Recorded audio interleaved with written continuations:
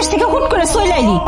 তোর আসতে কইছে কেডা? তুমি আমার সাথে এমন করতেছো কেন? আমি আইছি, তুমি খুশি হও নাই? খুশি হবো না কেন? খুশিতে মনে হচ্ছে নাচি। আর কি আর কমু, একবারও চিন্তা করলি না যে তোর টাকা দিয়ে এই সংসার চলে? তুই যে চলে আসলি, আমাদের এই সংসারটা কি অবস্থা হইব? আমি 8টা বছর পরে দেশে আসছি, আমার দেখা তোমরা খুশি তো হওই নাই, বরং এমন ব্যবহার করতেছো যেন আমি কোন একটা পাপ করে দেশে আসছি। কি করছি কি আমি? আমার প্রতি তোমাদের একটা দায়িত্বটা কেন? তোমার যে 8টা বছর বিদেশে পাঠাইছি, লক্ষ লক্ষ টাকা দিনা, 8 লাখ টাকা মানুষের কাছে আমি দিনা, এই টাকা শোধ করবো কেডা?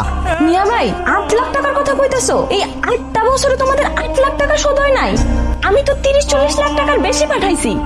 আমার না ভাবলেই অনেক মজা লাগতেছে। কত বছর পরে তোমার হাতে রান্না খাবো কত? যে বিদেশ থেকে আইছিস খালি হাতে আইসা পড়ছিস নাকি কিছু নিয়ে আইছিস? টাকা পয়সা আবার কি নিয়ে আমো? তোমরা আমার আপনজন, তোমার কাছে আইতে হইলে কি আমার টাকা পয়সা নিয়ে আইতে হইব? তোমার বিয়ের যা খরচ, ভাবির গয়না গাটি সব তো আমি আগেই পাঠাইছি। আরে তোর ভাই এইটা বুঝাইতেছে না, তোর ভাই এইটা বুঝাইবার চাইতেছে বিদেশ থেকে আইসো, কোনো টাকা পয়সা আনোস নাই। বুঝোসই তো এখন দিনকাল আবার ভালো না, কি থেকে কি হয়ে যায়। টাকাগুলো নিজের কাছে না রেখে টাকাগুলো আমার কাছে দে।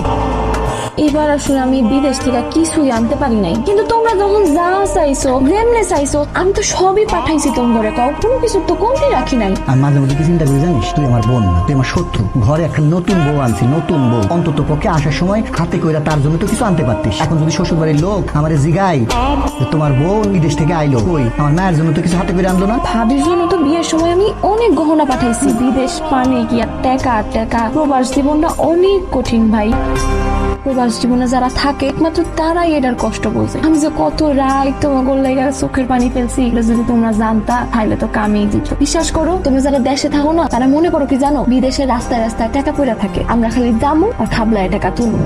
দেখলা তোমার মায়া বিদেশে যে কষ্ট করছে এইগুলা আমাদের শোনাইতেছে, আর খালি হাতে ঢ্যাং ঢ্যাং করতে করতে আইসা পড়ছে। আজকে যদি তোমার মায়ারে বিদেশে না পাঠাইয়া ওই টাকা খরচ করে আমারে পাঠাইতা, তাহলে তোমার এই কষ্টের দিন দেখতে হইতো না। সুখের কপাল হইতো তোমার, সুখের কপাল। তুমি কি কইলা? আমার পরিবর্তে তুমি বিদেশ চাইতা? কই, আব্বা মরার পরে তো সংসারের কোনো দিকে তোমার খেয়াল ছিল না, আমারই সবকিছুর মধ্যে আগাই দিছো।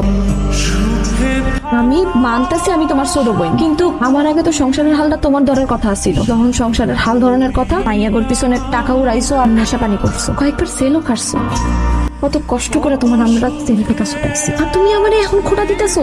আমারই বিদেশে না পাঠাইয়া তোমারে পাঠানোর জন্য এত বছরে তোমার এই কথা মনে হয় নাই? খাবারের টেবিলে বসে তোমরা সবাই মিলে কি শুরু করলা?